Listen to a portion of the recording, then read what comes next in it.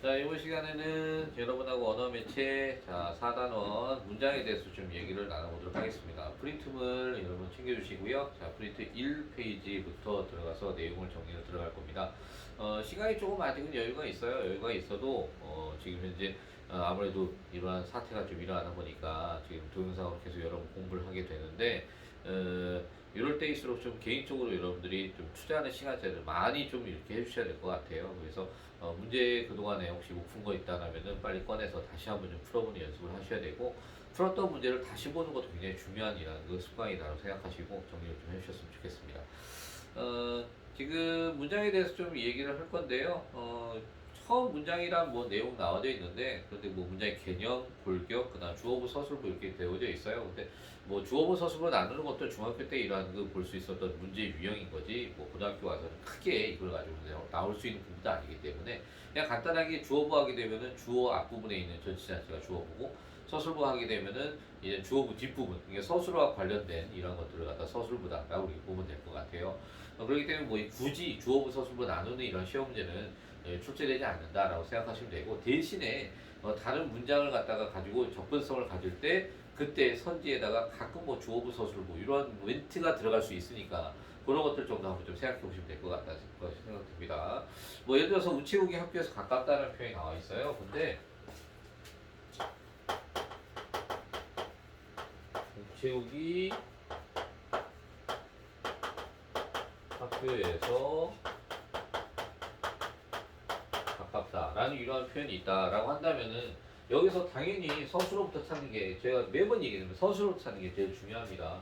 가깝다라고 하면 이거 자체가 서술어를 보고요. 그 다음에 뭐가 가깝냐 하게 되면은 우체국이 가깝다, 그럼 이거 자체는 주어를 이렇게 보면 된다라는 측면인 거죠. 그렇기 때문에 주어 앞부분은 주어부, 뒷부분, 학교에서 같은 경우는 지금 이제 가깝다라는 것을 갖다가 수식하는 측면이니까, 그러니까 여기서는 이렇게 지금 서술부라고 얘기하면 된다라는 측면입니다. 그러니까 이렇게 볼 때 우체국이라고 했는데, 우체국이라고 하는 것을 또 앞에다가 좀 더 덧붙일 수도 있어요. 여기다가 좀 더 우체국은 우체국인데 뭐 아름다운 우체국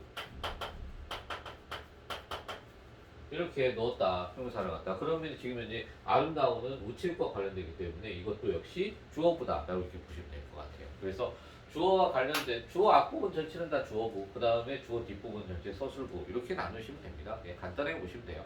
자, 그러한 그 정도만 한번 기억을 해주시면 될 것 같고요. 그 다음 뭐 기본 골격은 됐어요. 무엇이, 어찌하다, 어떠하다, 보다, 무엇이다 있는데, 여기서 앞에 있는 무엇이 부분이 주어이고, 그 다음에 어찌하다, 어떠하다, 무엇이다 이 부분이 서술어다라는 정도, 뭐 동사형사니 뭐 거의 체언에다 이다 붙었다, 이런 것까지만 모르셔도 상관없습니다. 네. 이제 문장 성분 좀 보시면은요, 문장 성분에 있어서는 이건 좀 구분할 줄 아셔야 됩니다.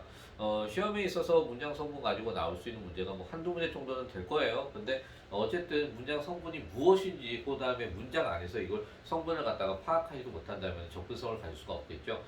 기본적으로 중학교 때 여러분들이 이미 문장 성분 가지고서는 문제를 풀어봤습니다만, 고등학교 와서 문제 자체가 뭐 크게 달라지진 않습니다만, 그래도 어느 정도 뒤에 나오는 이제는 그 아는 문장에 있어서 아는 문장의 문장 성분을 갖다가 파악하는 그런 부분도 나오니까 같이 접근성을 가지려면은 어쨌든 한번 좀 깊숙하게 여러분이 공부를 좀 해주셔야 됩니다. 그리고 각각 문장 성분의 특징이 있어요. 중학교 때 같은 경우는 문장 성분 파악하는 게 시험이었다면은 중고등학교 오시게 되면은 문장 성분에 대한 특징을 갖다가 정확하게 이제는 그 개념을 파악하고 있느냐 이런 걸 확인하는 작업을 하거든요. 그러니까 그런 부분에 좀 초점을 두고 정리하셔야 됩니다.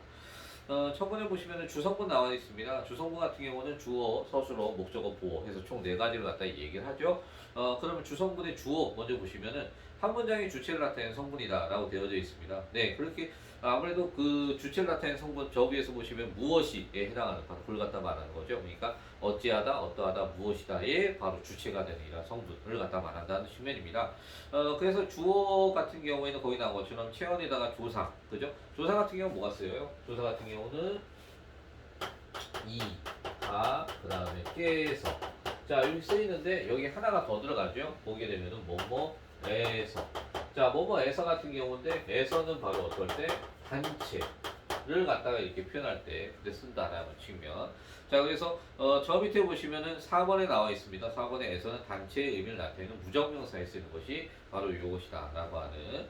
자, 첫 번째, 그래서 지금 이제 체형에다가 조사를 갖다 이렇게 표현해서 쓸 수 있는데요. 주격수사 같은 경우는 생략이 가능하죠. 그죠? 자, 생략이 가능하고요. 자, 그 다음에 그 생략된 후에는 거기에 뭐가 붙을 수 있어요? 바로 보조사가 또 붙을 수 있다라고 하는 측면. 이러한 특징도 하나 정도 생각해 보실 수 있습니다. 자, 그리고 주어는 서술어보다 생략이 잘 된다. 네, 주어 자체가 생략이 잘 되죠. 뭐 예를 들어서 너 뭐하니? 라고 했는데 밥 먹어 이러는 거죠. 그럼 거기서 나는 밥 먹어 라고 이렇게 해서 주어를 꼭 굳이 넣지 않아도 된다는 측면, 이걸 얘기할 수 있습니다. 자, 그 다음에 주어는 다른 성분에 영향을 주기도 한다라고 되어져 있어요. 네, 할아버지께서 라는 표현이 나왔습니다. 주어 자체가. 그러면은 할아버지께서라는 주어를 갖다가 높이는 주체 높임이라는 표현을 쓰다 보니까 서술의 분위에 뭘 쓰고 있다? 시라는 선어말어미를 갖다 넣어주고 있다는 거죠. 그러니까 선어말어미라는 이러한 것이 이러한 그 뒤에 용언에다가 바로 들어가는 측면이니까 바로 다른 성분에 영향을 주는 이러한 역할도 할 수 있다라고 하는 측면입니다. 자, 그래서 지금 전체적으로 이게 주어에 대한 측면 다시 한번 얘기해 볼 때 주어는 성립할 때 주어에다가 바로 뭐가 붙는다? 주격 조사가 붙는다. 근데 주격 조사 같은 경우에는 바로 뭐한다? 생략이 될 수 있다라는 측면. 생략되면서 거기다 뭘 붙일 수 있다? 보조사를 갖다 넣어서 볼 수 있다라는 측면. 아까 그리고 잠깐 여러분 3번에서 볼 때 할아버지께서 는이 있었어요. 그러니까 주격 조사 뒤에 뭘 보조사를 갖다 더 덧붙여서 쓸 수 있다라고 하는 거 이렇게도 볼 수 있고요. 그 다음에 서술보다 생략이 가능하다라는 측면 볼 수 있고, 그 다음에 주어는 다른 성분에 영향을 주기도 한다. 그리고 또 마지막에 말한 것처럼 뭐뭐에서라는 주격조사가 있는데 이는 바로 어떨 때 단체의 의미를 띠는 이러한 그 성격도 지니고 있다라고 봐주시면 될 것 같아요. 됐나요? 네, 그렇게 보십니다. 다음에 서술어는요, 주어를 이렇게 서술하는 이러한 성분이라는 측면. 네. 다시 말하면 저 위에 어찌하다, 어떠하다, 그 다음 무엇이다에 해당되는 것이 바로 이게 서술어인 거죠. 그래서 동사, 형용사, 그 다음 서술격 조사의 이러한 그 종결형으로 성립된다는 측면. 서술격 조사, 네, 뭐뭐이다가 있습니다. 아직까지도 모르시는 분들 다시 한번 잘 기억해 주시고요. 그 다음에 체언에다가 서술격 조사가 붙습니다. 네, 철수는 학생이다. 학생이라는 체언에다가 뭐뭐이다를 붙여서 쓰인 거죠. 요번에 연결형이 있어요. 춥다라고 하는 거에다 뭐뭐 니은데가 붙어서 추운데라고 하는 이런 표현이 들었죠. 그 다음에 요번에 명사형이 있네요. 중국공이 거북선을 만들었음이 할 때 여기에 만들었다라고 하는 바로 표현에다가 선어 발음이 뒤에 음이라는 명사형 어미를 붙여서 이렇게 이루어진 거죠. 자, 명사형 어미 여러분 다시 한번 좀 기억해 볼까요? 명사형 어미에는 미음, 그 다음에 으가 붙어서 그죠? 그 다음에 기라고 하는 이런 것들이 있었습니다. 자, 이런 정도는 이제 외우고 있으셔야 되죠. 자, 그 다음에 서술절. 저 아이는 키가 작다라는 표현이 있습니다. 서술절 저 뒤에서 다시 한번 얘기할 건데, 자, 기본적으로 저 아이는 키가 작다. 자, 무조건 지금부터는 문장을 갖다가 정리할 때 여러분 제일 먼저 무엇부터 서술어부터 제발 찾아달라라고 하는 측면. 작다. 그럼 뭐가 작으냐? 키가 작다라고 하는 요놈이 바로 주어가 되는 측면인 거죠. 그러면 키가 작다라는 하나의 문장이 이렇게 성립이 돼 있어요. 자, 그런데 문제는 어떻습니까? 앞에 하나가 더 있네요. 뭐가요? 저 아이는이라는 게 있어요. 자, 저 아이는이라는 것 자체를 봤더니 어때? 자, 이 자체는 는이라고 하는 보조사를 쓰므로 해서 저 아이와 다른 아이를 비교하는 것 같아요. 그런데 얘는 지금 이제 주어의 자리에 이렇게 나와 있거든요. 그러면 얘도 주어다. 그럼 얘도 주어고 얘도 주어인데 서술어는요? 네, 서술어는 사실은 어떻습니까? 이 뒤에 작다라고 하는 이러한 서술어, 전체 서술어가 하나가 더 있었겠죠. 그죠? 그런데 이렇게 하다 보니까 어떻게 돼요? 생략이 돼요. 그래서 요 놈은 지금 생략되어 있는 상태인 거고, 대신에 누가 이 뒤에 나오는 키가 작다라는 이 절 자체가, 그죠? 바로 절이라는 거, 여러분. 절이라는 거 자체가 바로 뭘리겠어요? 절이라는 거 자체는 주어하고 이렇게 서술어하고 하나씩 이렇게 형성되어 있는 것을 갖다 절이라고 얘기할 수 있죠. 이러한 절이 있는데 얘가 바로 누구 역할? 이 주어의 서술어 역할까지, 그죠? 요놈이 이러한 서술어 역할까지 한다. 그러면 서술어 역할한 절이라고 해서 어때요? 서술절이라고 이렇게 얘기한다고 하는 거. 그죠? 자, 요거 뒤에 가서 다시 한번 언급을 하겠지만 이 녀석이 그래서 지금 이제 키가 작다가 서술의 역할도 할 수가 있다라고 하는 측면. 네, 그렇습니다. 자, 그래서 하나의 서술의 성립을 위해서는 지금 현재 이렇게 체언의 서술격 조사 이다가 붙는 경우가 있고, 그 다음에 용언의 연결형으로서 이루어지는 경우, 그 다음에 용언의 명사형, 그 다음에 서술절로서 이렇게 이루어질 수가 있다라고 하는 측면 한번 봐줄 수 있을 것 같아요. 네, 여러분 2페이지 그럼 넘어가서 다시 한번 얘기해 보겠습니다. 자, 이번에는 서술격 조사 2다를 생략할 수 있다는 겁니다. 아무리 조사예요. 조사라는 것 자체는 기본적으로 생략이 가능하다라고 아까 말씀드렸죠. 그러다 보니까 여기는 자유의 땅 2다라는 측면인 건데 땅 2다에서 2다를 빼고 그냥 여기는 자유의 땅 이런 식으로 해서 얘기해 볼 수도 있다는 겁니다. 자, 그 다음에 용언에서 전미사 뭐뭐 하다를 갖다가 생략하기도 한다라고 되어져 있습니다. 네, 우리의 탁구 세계 제패하다라고 이렇게 얘기할 수 있죠. 근데 우리 탁구 세계 제패하다에서 하다를 빼고 그냥 얘기해서 나올 수도 있는 측면. 네, 그렇습니다.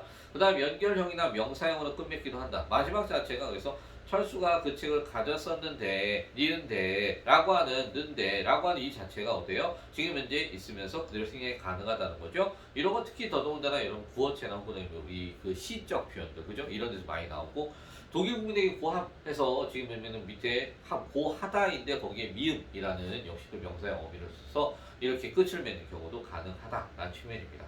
자, 그 다음에 서술어 자릿수가 나와 있어요. 네, 서술어 자릿수 같은 경우는 계속해서 시험에 굉장히 많이 출제가 됐었는데 요즘 들어서 조금 뜸하기도 합니다만 그래도 어쨌든 서술어에 있어서 서술어 자릿수에 대한 개념은 꼭 정리를 해두고 들어가는 게 낫겠죠. 아무래도 그동안에 계속 출제가 됐었던 측면이기 때문에 뭐 요즘 많은 학생들이 이제 잘 찾고 있습니다만 그래도 한 번 정도 다시 한번 보도록 하겠습니다.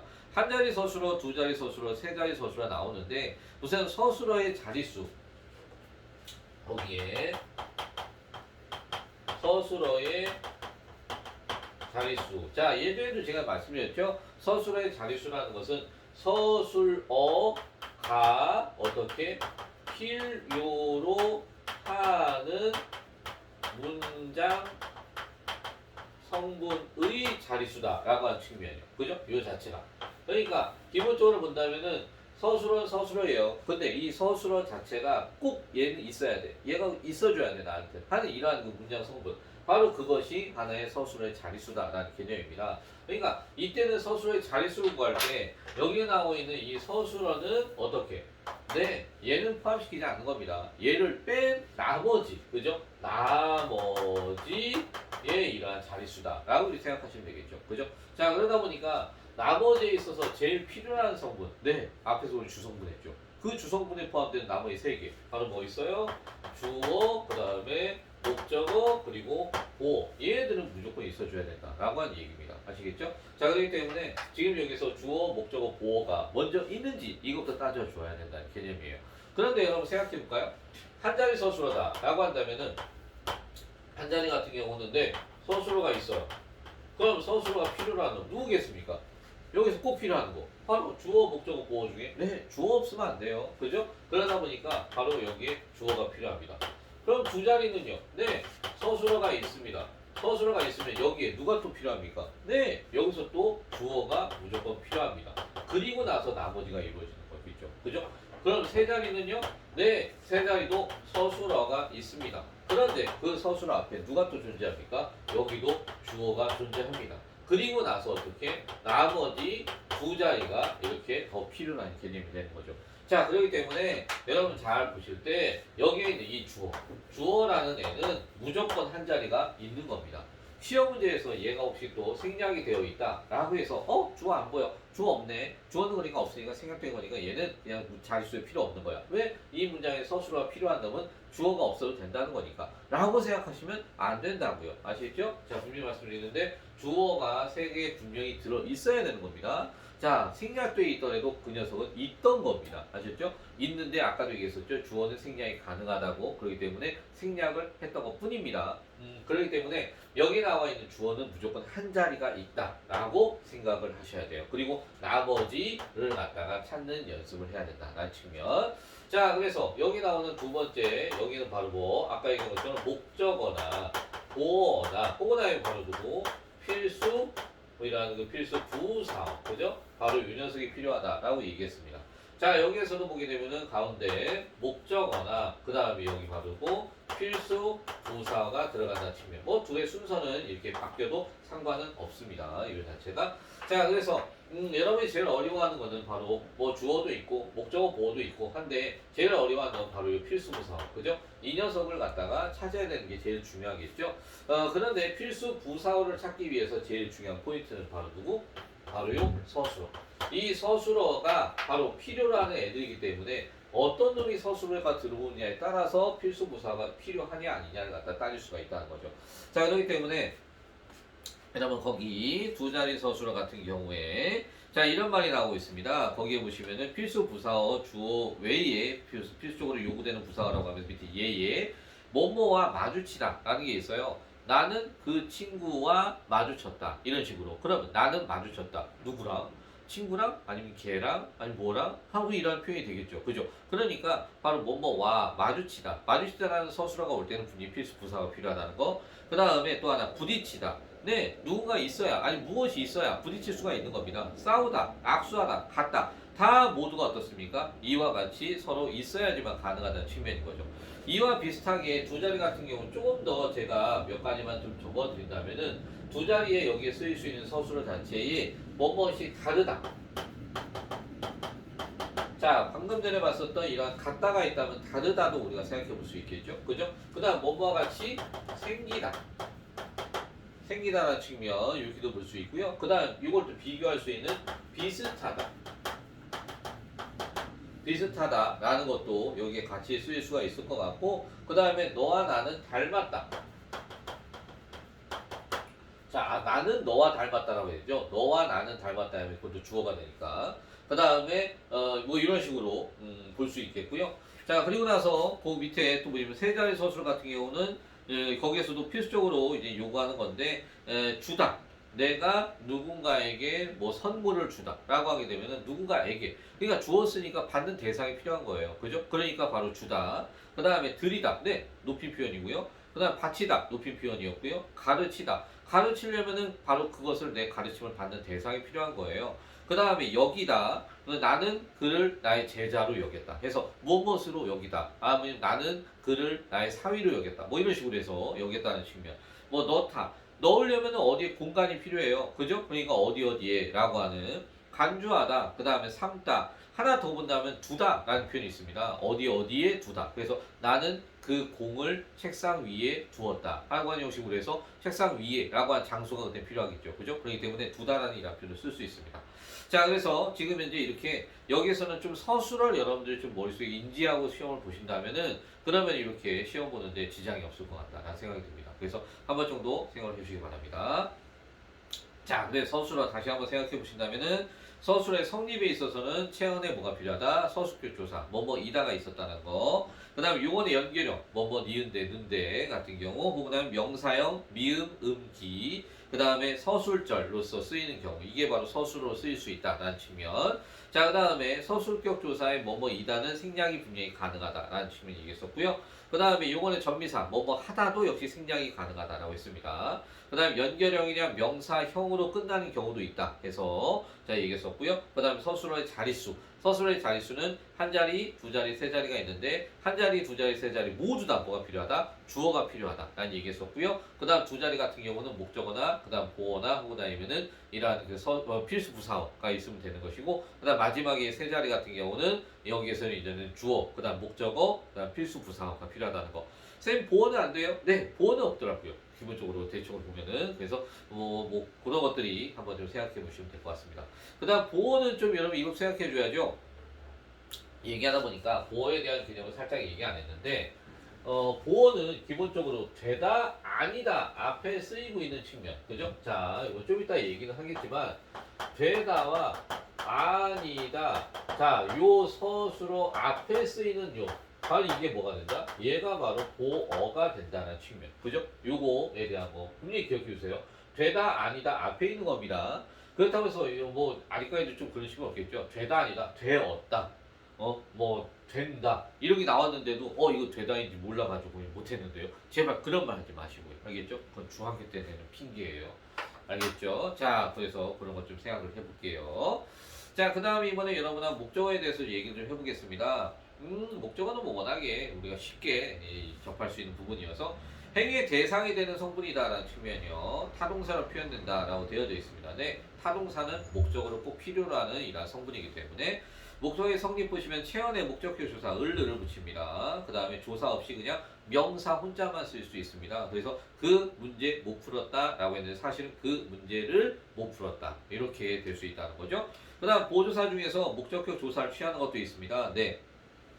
너만을 사랑해 할 때 이때 만이라는 게 바로 보조사가 되죠. 그래서 너 그다음에 만 보조사 그다음 을 해서 목적격 조사 이렇게 이루어졌다는 것도 생각해 볼 수 있고요. 그다음 목적격 조사 대신에 보조사가 와도 충분히 이것을 을로 바꾸면 다 어떻습니까? 목적어로 얘기를 할 수 있습니다. 네, 그렇죠. 나는 사과는 좋아해 라는 표현이 있어요. 뭐 나는 사과는 좋아해 뭐 이렇게 쓰여져 있는데 여기 는이라는 게 얘가 바로 보조사이죠. 그죠? 자 여기 는 앞에 얘도 있는데 보조사 분명히 말하는데 보조사예요. 제 저걸 갖다가 뭐 주격조사니 이런 거 말씀하시면 안 돼요. 자 나는 사과는 좋아해 라고 했는데 네 나는 다른 과일은 싫은데 사과는 좋아해 혹은 사과만 좋아해 나는 사과만 좋아해 그럼 이 지금 이제 여기서 는 만이라는 것 자체를 뭘로 이것을 갖다가 를이라는 걸로 바꿀 수가 있죠. 그죠? 그러면 나는 사과를 좋아해 해서 이것이 목적어가 된다는 개념. 자, 이걸 얘기합니다.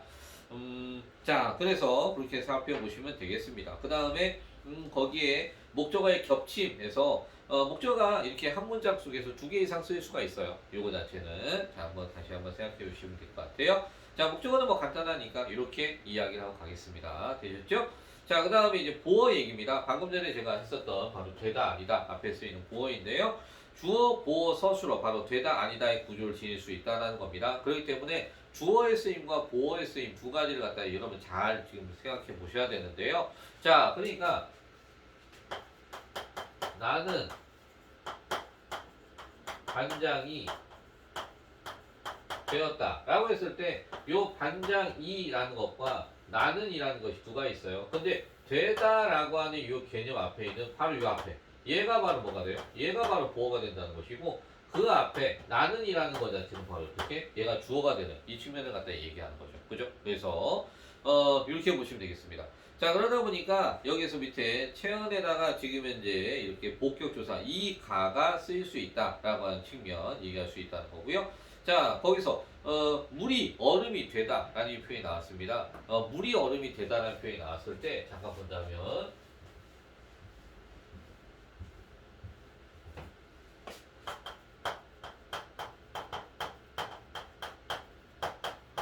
자 여기 보면은 되다 당연히 서술어입니다. 자 근데 되다예요. 그러니까 바로 앞에 있는 얘가 뭐가 된다? 보어가 된다는 개념. 그죠? 그 다음 그 앞에 있는 얘가 바로 뭐가 된다? 주어가 된다는 개념. 그죠? 그럼 거꾸로 바꿔볼게요. 얼음이 물이 되다 이렇게 했다. 그러면 이럴 때는 어때요? 역시 또 되다 앞에 있는 물이가 얘가 뭐가 돼요? 보어가 되고요. 얼음이가 주어가 되는 거예요. 바뀌었다고 해가지고 또 이거 헷갈려 하지 마세요. 알겠죠? 자 이런 것들 네 그렇습니다. 자 그리고 또 거기서 는, 만, 도 같은 보조사로서 보어를 만들 수 있다라는 개념입니다. 그러니까 이, 가라고 하는 주격조사하고 요 는, 만, 도라는 보조사 이런 걸 써도 가능하다는 측면이에요. 그런데 여러분 여기서 하나만 더 얘기를 좀 해보겠습니다. 방금 전에 썼던 물이 얼음이 되다라는 표현이 있는데 이것을 바꿔볼게요. 이렇게 물이 얼음으로 되었다 라고 이렇게 얘기해 볼게요. 그럼 여기 자체에서 얼음으로라는 표현이 되어져 있어요. 방금 전에도 보시면은 이, 가, 복격조사나 하고 나면 는만도 보조사로서 쓸 수 있다고 했는데 근데 갑자기 으로라는 이런 표현을 갖다 여기 쓰고 있습니다. 그러면은 아니 갑자기 으로를 갖다 여기 쓰면 어떻게 됩니까? 이게 없는데 라고 할 수 있죠. 여러분 으로는 얘는 부사격 조사입니다. 이 자체가. 그러면 얘는 보어가 아닌가요? 네, 얘는 보어가 아닙니다. 얘는 바로 뭐가 된다? 얘는 부사어가 이렇게 되는 겁니다. 이해되셨죠? 얘는 부사어가 되고. 그럼 쌤, 물이라는 얘가 보어가 되나요? 아니에요. 얘는 바로 바로 앞에 되다 바로 앞에 있는 놈만 보어로 얘기할 수 있기 때문에 얘는 뭐가 된다? 바로 주어로서 봐야 됩니다. 그래서 주어, 부사어, 그 다음에 서술어라고 이렇게 보셔야 될 것 같아요. 아셨죠? 자, 그렇게 한번 생각해 주시기 바랍니다. 자, 그 다음에 이번에는 여러분들하고 주성분을 봤고요. 자, 이번에 이 부속 성분을 좀 보도록 할게요. 주성분보다도 요즘 부속성분 자체가 훨씬 더 이거 굉장히 좀 디테일하게 나오는 모습을 엿볼 수가 있습니다. 자, 먼저 관형어에 대해서 얘기 좀 나눠보도록 할게요. 자, 관형어 같은 경우는 아무래도 여러분이 제일 어려워하는 게 바로 관형사하고 관형어하고 이거 구분하는 거 이거 제일 어려워하는 측면인 것 같거든요. 그런데 관형사와 관형어의 구분하기 위해서는 먼저 여러분이 그 자체가 문장 안에서 서술어로 쓰일 수가 있느냐 없느냐를 갖다 따져보시는 게 제일 중요합니다. 자, 그거에 대해서는 여러분 좀 더 다시 얘기를 좀 나눠볼게요. 자, 먼저 관형어는 어떤 에 해당하며 주어, 목적어, 보어를 꾸며주는 이러한 말이다 라고 되어져 있습니다. 당연히 주어, 목적어, 보어는 뭐기 때문에 바로 체언으로 쓰일 때 가능하다는 이야기인 거죠. 이거 자체가 관형어는 다시 말하면 체언을 갖다가 수식한다 라고 보시면 될 것 같아요.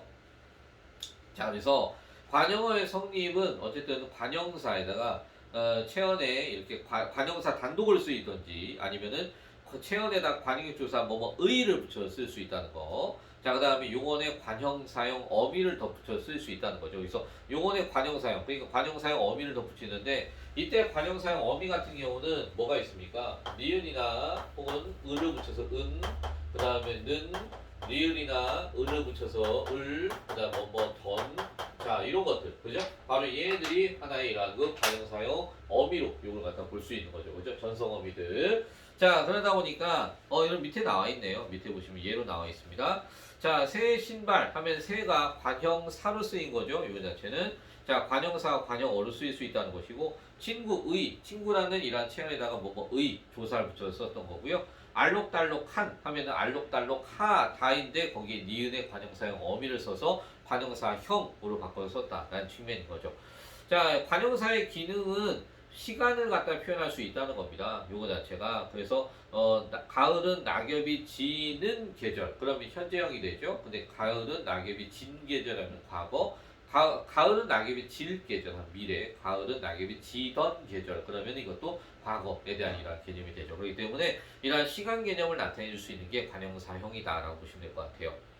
관형어의 특징은 거기 나온 것처럼 이러한 부사어는 단독으로 쓰일 수 있지만 관형어는 단독 쓰일 수 없다. 여러분들 알다시피 관형어는 기본적으로 어떻습니까? 뒤에 나오는 체언을 수식하는 개념이 관형어잖아요. 그러다 보니까 뒤에 있는 체언, 바로 의존 명사든 명사든 이런 것들을 갖다 수식해야 되는데 그것이 없다면 수식을 못한다면 어떻게 보면은 얘는 아무로 쓰일 수 없는 무용지물이 될 수밖에 없다는 거죠. 그렇기 때문에 이것은 헌신이냐 세신이냐라고 했는데 이것은 이것은 새 잃어버리면 뭘 얘기하는 거야? 라고 굉장히 이상해지죠. 그죠? 그렇기 때문에 이것은 쓸 수가 없다는 것이고 천천히 갈까요? 빨리 갈까요? 하는 것처럼 천천히 빨리 이것들은 부사어인데 얘네들은 지금 어떻게 뒤에 갈까요?를 빼더라도 천천히 빨리 이런 식으로 얘기를 할 수 있으니까 이거는 가능하다는 개념입니다. 네. 부사어는 대체로 용언 앞에 놓이지만 관형어는 체언 앞에만 놓일 수가 있다라고 하는 거, 네, 이렇게 보시면 될 것 같아요. 아까 제가 말씀드렸던 관형사와 관형어의 구분에 대해서 다시 한번 좀 얘기를 해볼게요.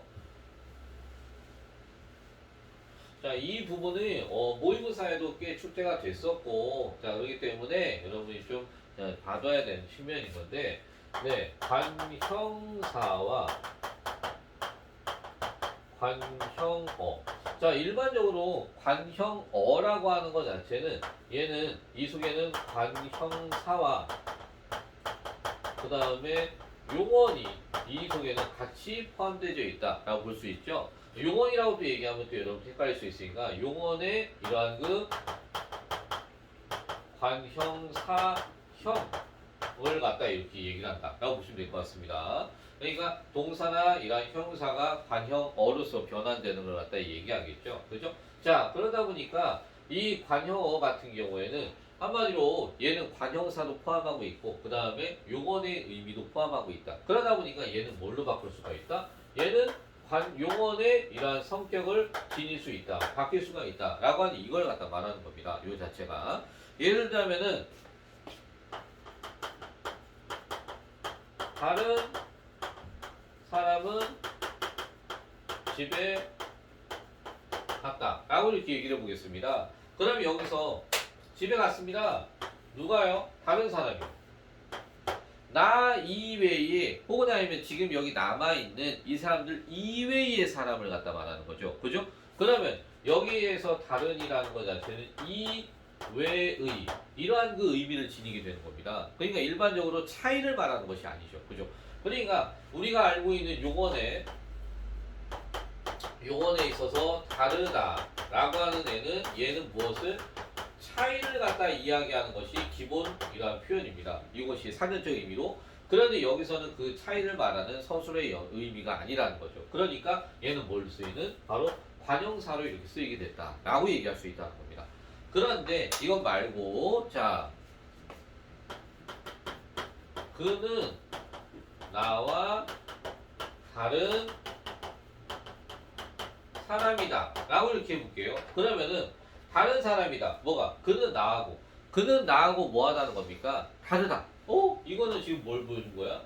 나하고 그의 차이를 갖다가 언급하고 있네요. 그죠? 그래서 뒤에 나온 사람이다를 갖다가 이걸 제외한 상태에서도 본다면 그는 나와 뭘로 고칠 수 있어요? 요거 자체가 다르다라는 걸로 이렇게 고칠 수가 있죠. 그죠? 그러니까 다시 말하면 서술을 이렇게 고쳐서도 하나의 의미를 형성이 된다라고 한다면 그것은 뭐가 되는 것이다? 바로 관형어가 되는 것이다. 라고 이렇게 얘기해 볼 수 있을 것 같습니다. 이해되셨나요? 자, 다시 말씀드립니다. 이 자체는 바로 무엇을? 서술어의 의미를 가지고 있느냐, 없느냐에 따른 측면이에요. 그래서 서술어는 기본적으로 하나의 이러한 사전적 의미를 알고 있으면 훨씬 더 수월해질 수 있겠지만 사전적 의미를 모르더라 하더라도 바로 어떻게 지금 현재 이렇게 말하는 것처럼 서술어로 바꿀 수 있느냐 없느냐 서술을 바꿨을 때 의미가 달라지지 않느냐 아니면 달라지느냐에 따라서 지금 현재 표현이 됩니다. 자, 그래서 다른 사람 하는 것처럼 보면은 원래 서술의 의미 자체가 사라졌다. 그런데 여기 다른 사람 하게 되면 여기서는 그는 나와 다르다라고 하는 차이점을 보이는 것이다 하는 것처럼 이렇게 서술의 원래 의미를 지녔다라고 한다면 바로 이것이 관형어. 자, 그리고 이쪽에 변화 이거는 원래 의미가 다르다라고 하면은 관형사라고 이렇게 보시면 될 것 같아요. 자, 그래서 지금 이제 관형사와 관형어의 의미 차이를 갖다 구별하는 법 다시 한번 좀 여러분 생각해 보시기 바라고요. 자, 이번에는 부사어에 대한 측면 좀 얘기하겠습니다. 부사어는 어떻게 해당하며 서술어를 꾸며주는 이러한 말을 갖다가 나타내게 되죠. 부사어의 성기문어는 부사 혹은 체언 플러스 부사격 조사. 여러분 부사격 조사에는 뭐가 있어요? 자, 기본적으로 어디에 혹은 어디에서 같은 경우는 서술격 조사, 주격 조사하고 헷갈릴 수 있으니까 이거 잘 생각해 주셔야겠죠. 그 다음에 뭐뭐로, 그런데 뭐뭐로 같은 경우도 뭐뭐으로라고 이렇게 또 볼 수가 있겠고, 그 다음에 또 비교하는 게 있죠. 너와 나와 할 때 못하면은 뭐뭐와 과 같은 경우도 접속이라는 거 조사가 있고요. 그 다음에 요거 자체에서는 부사격 조사로 쓰이고 있는 이것도 비교 잘 하셔야겠죠. 자, 그 다음에 보다라고 하는 역시 또 비교 부사격 조사로 쓰이고 있습니다. 자, 그렇기 때문에 지금 여기 나와 있는 이것들이 다 조사로 이렇게 쓰인다라는 거 생각을 해주시면 되겠고요. 자, 그 다음에 요번에 부사형 어미라고 되어져 있죠. 부사형 어미 같은 경우는 조사가 또 다르죠. 뭐뭐이, 뭐뭐개, 뭐뭐도로, 그 다음에 듯이 해서 여기 네 가지가 쓰이고 있다는 측면. 네, 요거 간단하게 이 정도가 제일 많이 쓰이는 거니까 요걸 기억해 주시면 되겠죠. 자, 그래서 겨우 다닌다. 그래서 겨우라는 거는 부사로서 얘는 쓰이는 부사가 부사어로 쓰인 것이고요. 초등학교에 뭐뭐에라는 조사가 붙어서 쓰인 거고요. 자랑하듯이 뭐뭐듯이가 이렇게 또 붙였다는 거. 자, 부사어의 관례는 성분부사어하고 문장부사어 두 가지를 볼 수 있다는 겁니다. 성분부사어는 부사어 자체가 기본적으로 여러분 알다시피 부사어가 하는 건 역시 수식하는 건데요. 방금 전에 같은 관형어는 보면 얘는 체언을 수식하는 게 바로 이게 가장 크나큰 역할이었다면 부사어는 뭘 수식하는? 기본적으로 첫 번째 관형어.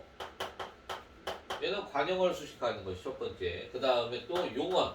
원래 용언을 먼저 얘기해 줘야 되는구나. 네, 뒤바뀌었습니다. 용언, 관형어, 그 다음에 용언이라고 해서 뭐 용언은 서술어를 얘기하는 거니까 헷갈리실까봐. 자, 그 다음에 또 하나 바로 부사어. 자신 이외의 다른 부사어를 갖다 수식하게 되고요. 자, 그리고 또 뭘 수식해요? 바로 문장 전체. 자, 이렇게 수식하게 됩니다. 그러니까 여기서 볼 때는 지금 어때요? 하나의 관용어, 그 다음에 서술어, 그 다음에 부사어. 이것들은 다 어때요? 문장 성분입니다. 그런데 문장 전체만이 문장을 나타내죠. 그렇기 때문에 이러한 차이를 가지고 있다는 거. 그래서 문장 부사어와 그 다음에 성분 부사어는 이렇게 얘기할 수 있습니다.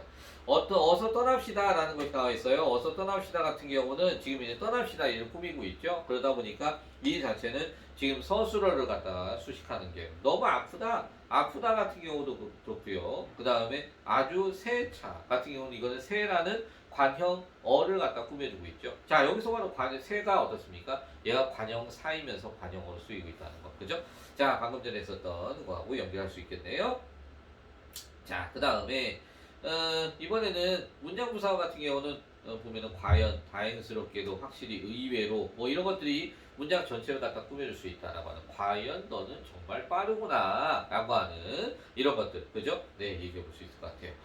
자, 부사의 특징입니다. 보조사를 비교적 자유롭게 취할 수 있습니다. 네. 자, 그 다음에 원래는 보조사 자체가 쉽게 이렇게 이루어질 수 없는 개념인데 부사 같은 경우는 가능하다라는 측면인 거죠. 자, 방금 전에 위에 보셨던 관여 같은 경우에는 보조사에 대한 이야기가 없었거든요. 그죠? 자, 그런데 부사어에는 보조사의 개념이 있습니다. 그 다음에 자유롭게 옮겨 다닐 수 있지만 특정 문장 성분을 꾸밀 때는 옮길 수가 없다. 이 특정 문장 성분 같은 경우는 다른 부사어라든지 혹은 관형어를 갖다가 이렇게 한정할 때 이때는 지금 이제 그때는 이게 쉽게 옮길 수가 없다라는 개념으로 얘기하고 있어요. 이거 자체가. 그 다음에 우리 부정부사 같은 경우는 안 먹었다, 못 먹었다 같은 경우인데 요 같은 경우는 뭐 쉽게 못 옮긴다는 거죠. 예를 들어서 나는 밥을 안 먹었다 해야 되는 나는 안 밥을 먹었다 이런 식으로 안 된다는 거죠. 그죠? 그렇기 때문에 부정부사어라든지 혹은 아니면은 다른 부사어나 관형어를 갖다 이렇게 또 한정할 때 그럴 때 쓰일 수 있다는 거. 그 다음 관형어와는 달리 주어진 문맥 속에서 단독으로 쓰인다라고 되어 있습니다. 그래서 뭐 가끔 이런 것들이 단독으로 쓰일 수 있다는 거고요. 자, 독립성분이 있습니다. 독립성분 같은 경우는 독립어, 한 문장 안에서 다른 문장 성분과 직접적인 관계가 없는 성분인데요. 독립어의 이러한 성립으로서 밑에 있는 것처럼 호격조사, 뭐뭐아, 뭐뭐야, 뭐 이런 것들 쓰일 수 있다는 거고, 그 다음에 제시어, 어머니 하는 것처럼 접속부사, 밑 또는 은은 제외라고, 밑 또는 제외라고 되어 있네요. 그 다음에 명령어나 의지를 나타내는 이런 표현에 있어서도 역시 또 독립어로 쓰일 수 있다는 거. 독립어는 기본적으로 뭐 여러분들 잘 안 나오기 때문에 그렇게 좀 잠깐 보시면 되겠습니다. 네, 문장에 대한 개념과 문장 성분에 대해 잠깐 보셨고요. 잠깐 쉬었다가 우리 문장의 짜임을 또 해도록 할게요.